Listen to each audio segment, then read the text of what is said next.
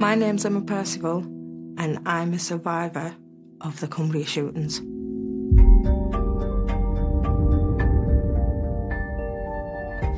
His twin brother David was one of the first victims, gunned down. He entered the nearby hamlet of Wilton, where he shot husband and wife James and Jennifer. He took his guns to Whitehaven and opened fire.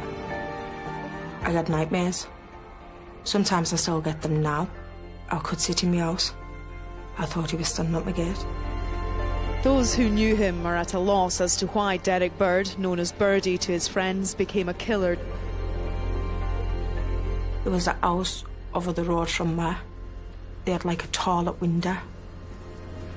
I could see his face in that window. It was him. Every armed response patrol in Cumbria was now looking for Derrick Bird. A lone gunman intent on murder. People shot without reason, without provocation.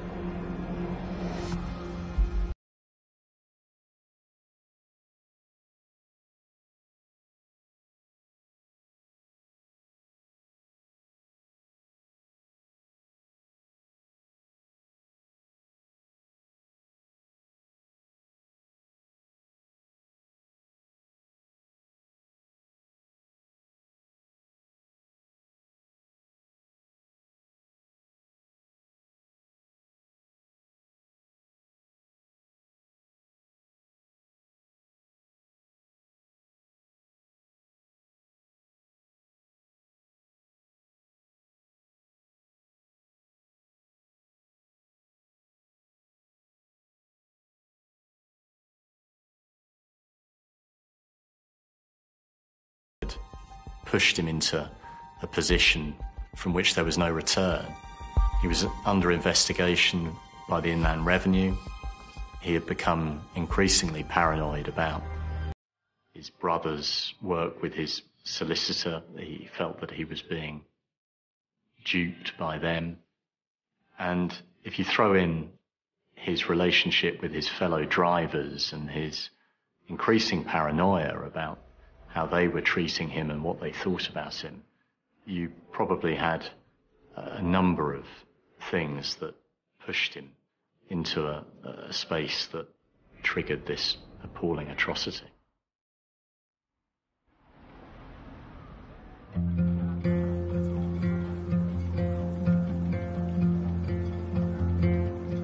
Cumbria is an idyllic county. It's the type of place you go to escape the city. It's tranquil, it's peaceful. It's one of the most popular holiday destinations in the whole of the UK. You've got communities and streets, villages, where families in some cases have been living together for decades, maybe even hundreds of years. Everyone knows each other.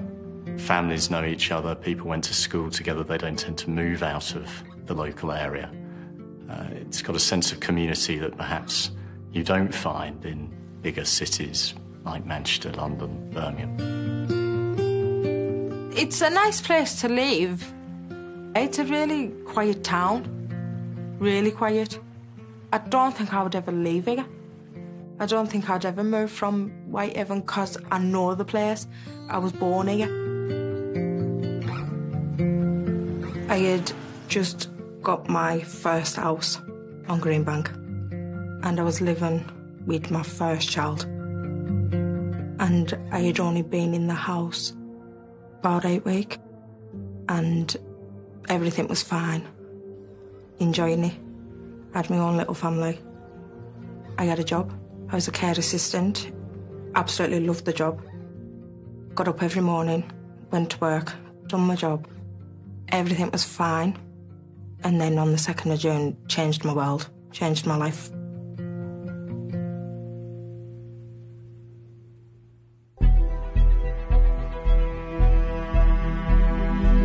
My name's Terry Kennedy.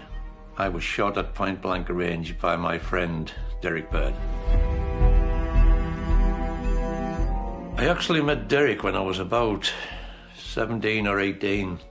Once a month we'd maybe put a coach on and get lads from the surrounding area to fill the coach up and we'd shoot off somewhere for a night out. He was all right, he was just a normal bloke. We were all young lads back in the day having a laugh, chest and skirt and drinking beer and whatever, you know. And then we started going on holidays together and things. We were in Thailand quite a lot. He used to like the diving. He used to do deep sea diving while I used to ride around on motorbikes and things. It was a good old crack, yeah.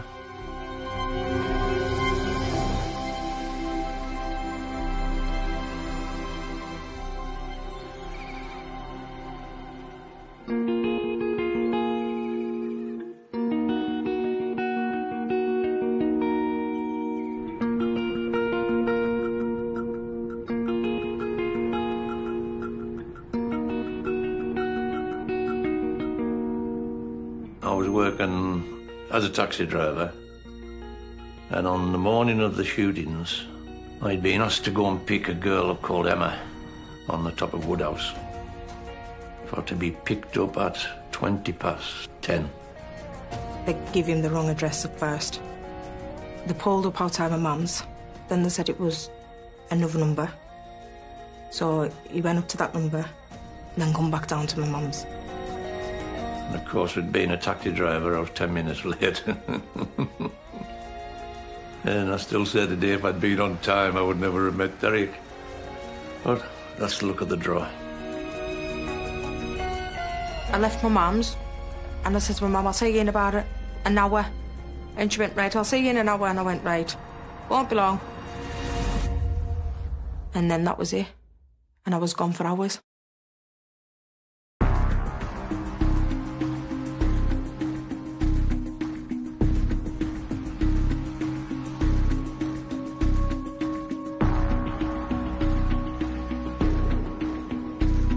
The first indication that something had happened came, as it often does in newsrooms, through a phone call to the news desk. I remember one of the news editors saying, I think someone's been shot in Cumbria. Quick discussion. Shootings, sadly, aren't that unusual. But then another call came in shortly afterwards saying there had been another shooting, and then another call saying another shooting. And so it went on, and it quickly became clear that this wasn't some kind of isolated incident. It was a live incident. There were people being shot with alarming regularity. Now some breaking news reaching us from Cumbria Police about shots being fired. At about 11:15, a man set about shooting at anybody who went near him. The reports so far are that one man has died. At least 2 others have been taken to hospital. My name is Stuart Hyde. I was Deputy Chief Constable of Cumbria Constabulary at the time of the Derrick Bird shootings. It was quite clear after about half an hour that this was not an isolated person shoots somebody else. This is somebody on the run. And then it was a case of trying to mobilise as many firearms officers as possible, and also to ensure that an effective search was undertaken for the car. So if you imagine sort of a call coming in saying that somebody's here, and then a call coming in saying they're there, you'd assume they'd gone from my right to my left, when actually, with the delays on calls coming in, it could be the other way round. So there was a real challenge in working out the set order of what direction he was moving and where he was. As events began to unfold, inevitably word got round very quickly. People were making phone calls, trying to establish exactly what was going on. And as the number of people being injured began to become clear, panic did begin to set in. I think people started to ring each other and say, stay indoors, there's something going on. Check on your kids, where are they, on your husband, your wife. There was an absence of information, and inevitably that caused panic to develop.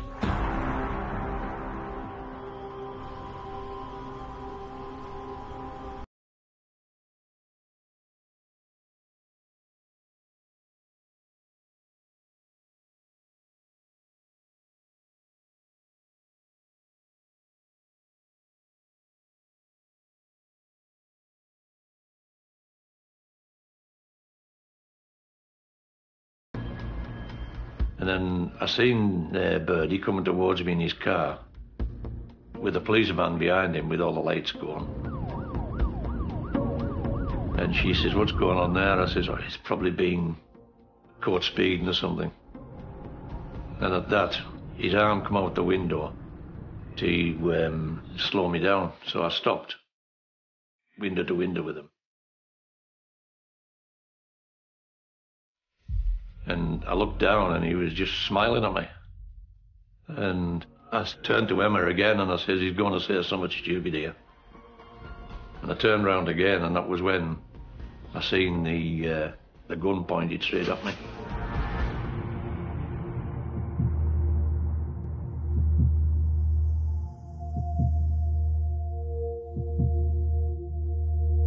And at that point, without even knowing I'd done it, I put my hand up in front of the gun, and next thing was bang.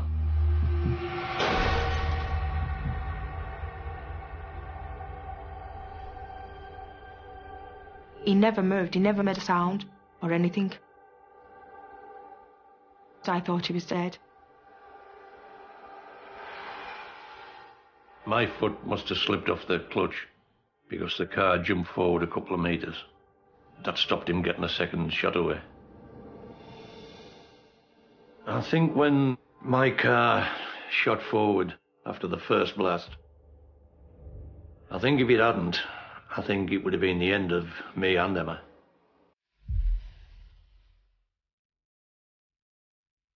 I don't even think he knew it was me when he shot.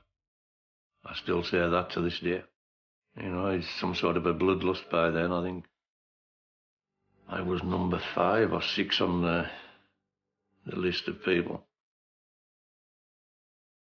He just looked like he wasn't there. He just looked like he had this blank expression on his face.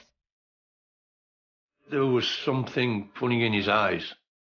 The way he was just sort of staring and just smiling. Saying nothing. No, it wasn't Derrick himself.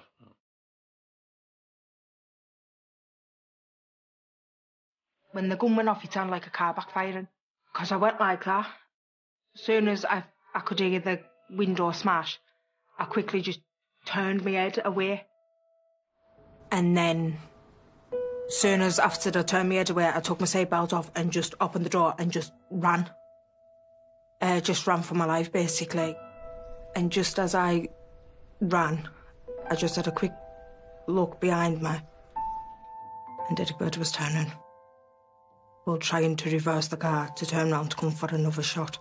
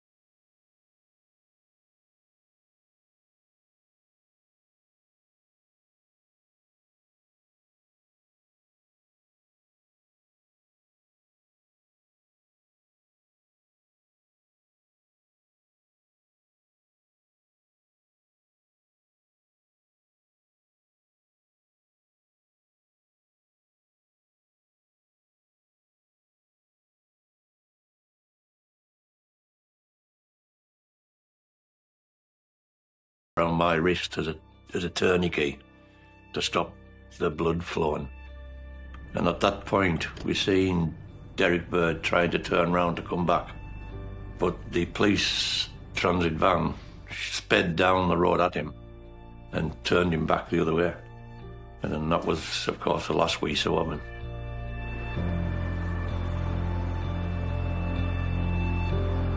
And I didn't realise at the time I actually being hit. And then all of a sudden I took my coat off and I looked at my arm and it had been peppered. So I had to take all that off and I couldn't move my arm because the pain finally kicked in on me. Them minutes waiting for that ambulance coming felt forever.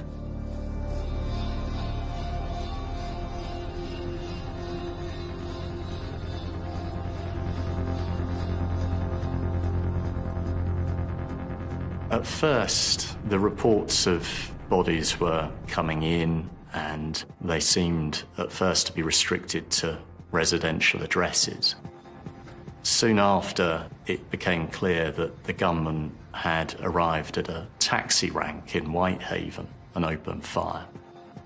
And there was at least one person killed, several injured, and then reports started to develop of other people being shot in even more rural settings, almost at random. And people began to question, when is this going to end? We're under the impression, our police are certainly under the impression, that this gentleman is travelling southwards. These shootings happened in the Cumbria area, and they're saying they believe that he is heading for the central lakes area, and what they're doing is warning people, anyone on those routes or those named towns that we saw on the map there, to stay indoors.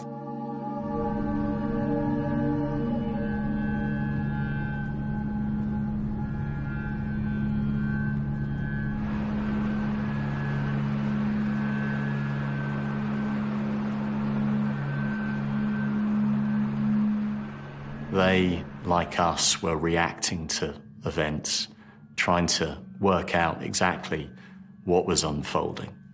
And they were behind the curve because they were reacting rather than taking steps to establish exactly what was going on. It was very hard for them. They were turning up at scenes and finding, in some cases, dead bodies or injured people, crowds of witnesses. But the gunman had already moved on. And then a few moments later, another call would go into their incident room, reporting another shooting, more people injured. It was incredibly difficult for them to react to. You need to understand that this is a very rural environment. He's a local taxi driver, best equipped out of anyone, even the police, in terms of how to get from A to B quickly and effectively.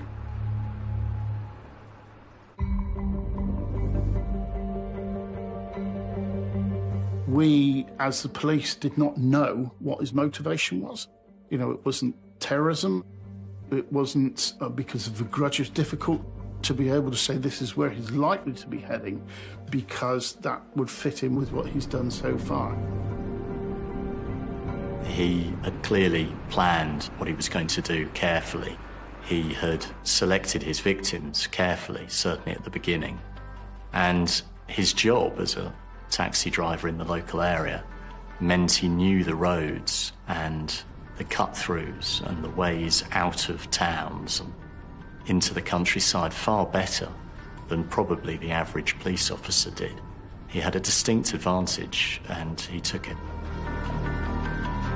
Not everyone heard police appeals to stay indoors. In Seascale, 2 more people were killed, others injured. One man shot as he sat in his Land Rover.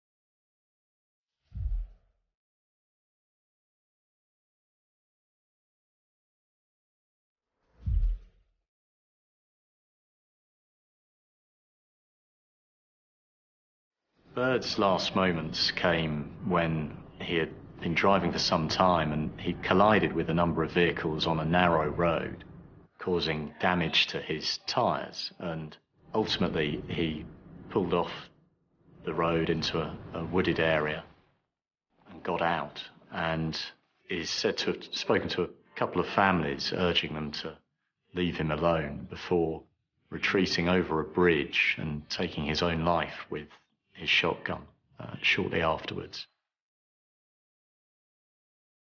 He didn't have much ammunition left. He knew that the police were on him. He would have heard the dogs as well. So had, for whatever reason, had taken the decision that that was the best route out. He walked to a wooded area, knelt down and shot himself in the head. Bird's decision to take his own life undoubtedly robbed the victims and their families of critical answers. He wasn't around to face justice, and so he wasn't around for his motives to be examined in court. I think that must be a hugely difficult thing for the victims' families to deal with, that absence of answers and that constant question as to why their relatives were targeted and chosen. And I thought to myself, he's took the coward's way out. He's done all this. He's killed people. He's injured people. And he goes and kills himself instead of facing his problems. You've taken the coward's way out. Face what you've done. You caused this. Nobody else did. Whether you had a bad day or whatever's happened with you, stand up. Take the blame for what you've caused. You've taken your life. You're at peace now. You're at ease. But for us that got injured, we're the ones that's got to live with it.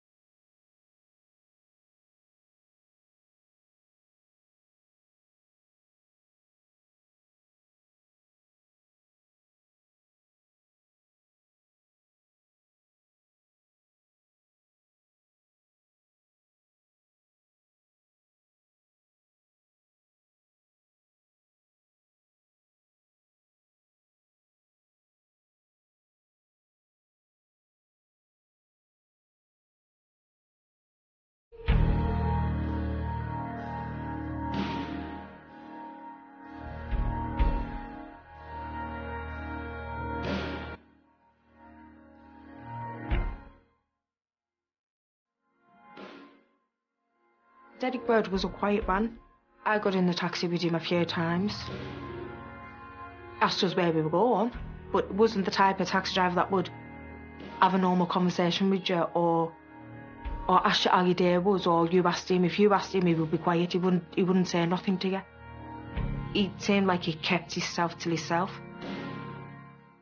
On the face of it, Derrick Bird was a very normal man. He didn't have a particularly colourful life. He was a dad of two, a grandfather, deep roots in the community. He'd worked as a taxi driver for some time.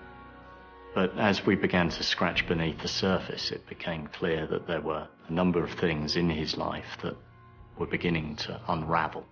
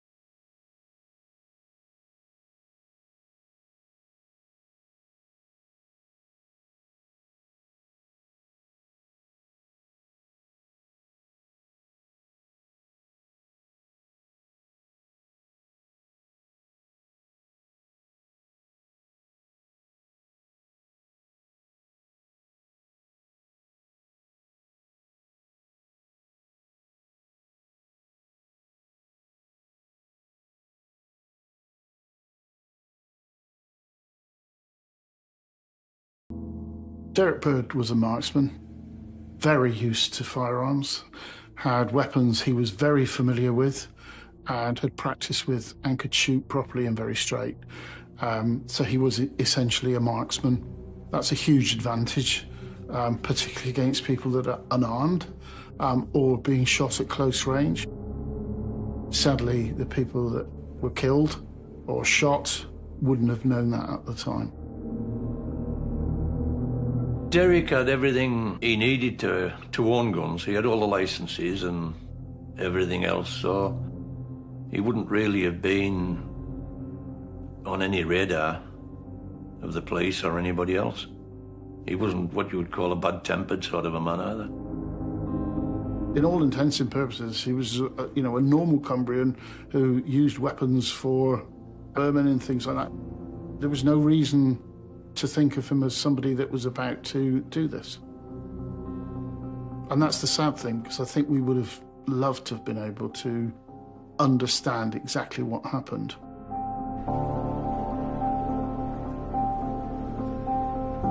There was talk of possible tax problems, possibly an argument at the taxi firm where he worked. Certainly, something happened to dramatically change his mood. We subsequently found out that he had problems with the taxman. He was being investigated over a failure to pay income tax. And his love life was also seemingly quite tangled. So there was a kind of series of events before the day itself that all seemed to coalesce and cause him to be in quite an unstable state.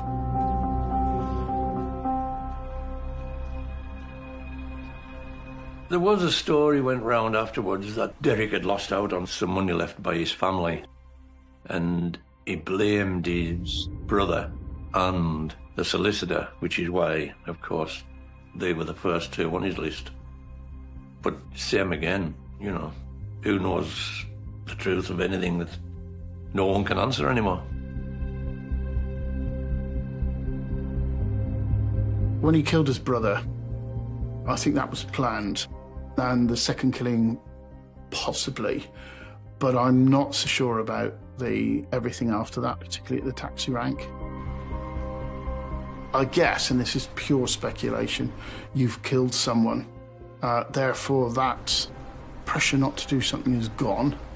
And once he'd killed two people, maybe he just felt uninhibited, and sadly took a lot of very precious lives.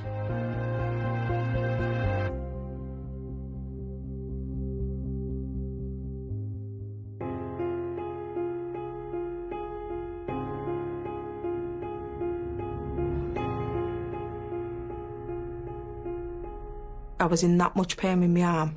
I felt awful as a mother because I could not pick him up. When he was crying, I had to have people help me with him because I couldn't do it myself. I couldn't be a proper mother to him at that time.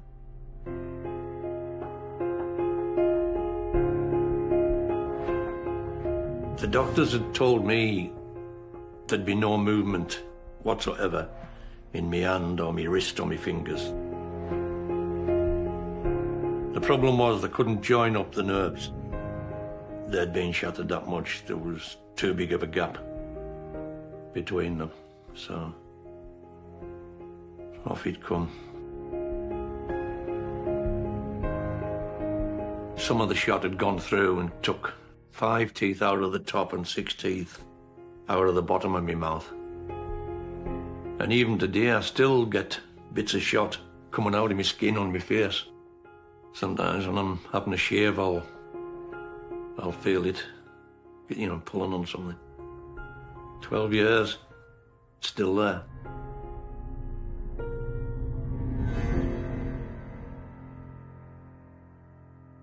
I had a lot of problems mentally. I still do. I still do suffer from anxiety and depression. I thought he was in my garden. I thought he was at my window. I thought he was standing at the top of the steps, looking in at me. I had a nightmare one night where I thought he was in my house. He was in my bedroom, and I thought he was standing there with that shotgun again, coming for me.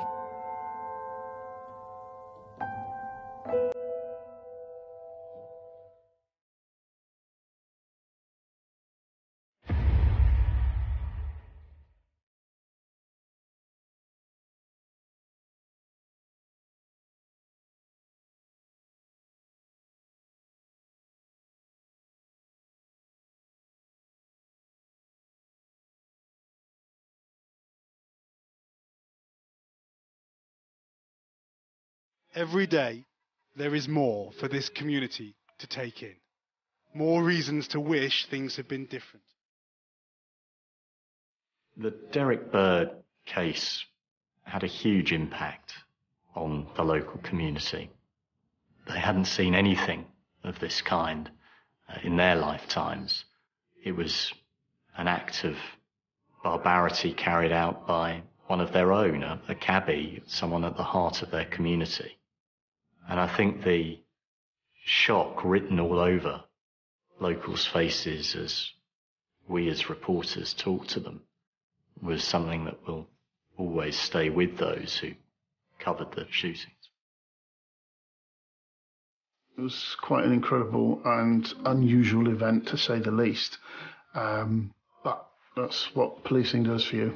Things crop up every now and again that are a bit exceptional.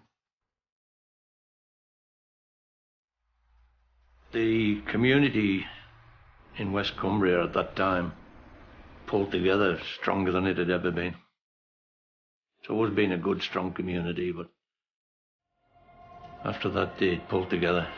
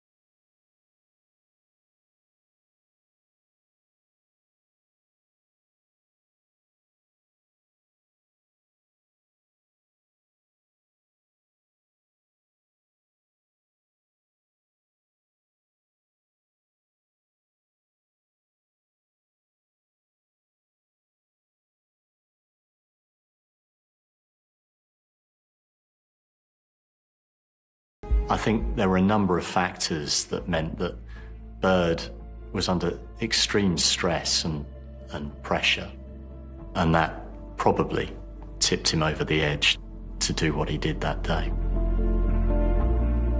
There wasn't anything to say that this had been planned before. There were, yes, he had issues, but nothing that would, you'd say, well, that must have caused him to do this. And like any human being, that there's all sorts of things going in their lives, but it's still very different. The only person that knows why is sadly Derrick Bird, and he's dead.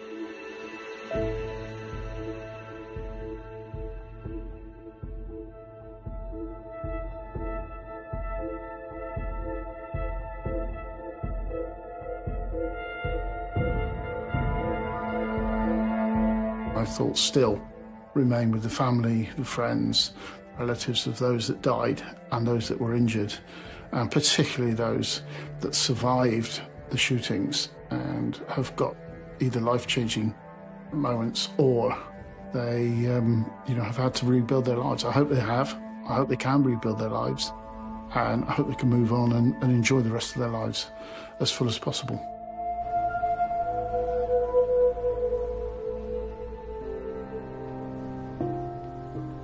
I get up on the 2nd of June every year and I look at the kids, I look at my husband and I'm thinking,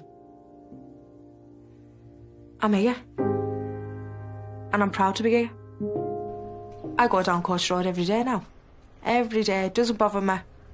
I don't even look where the car stopped. I don't even look at that, I just go right past. I'm happy with my life now, and it's one of them things where, yeah, I did get shot. Yes, it was painful, but I'm happy. To get back into a taxi at the start, after the shootings, was one of my main aims. I don't like to be beaten at anything, and I wasn't going to let that beat me, So I jumped in as soon as I passed my test, and I think I was out of work maybe 3 months, and I don't think it was a long time.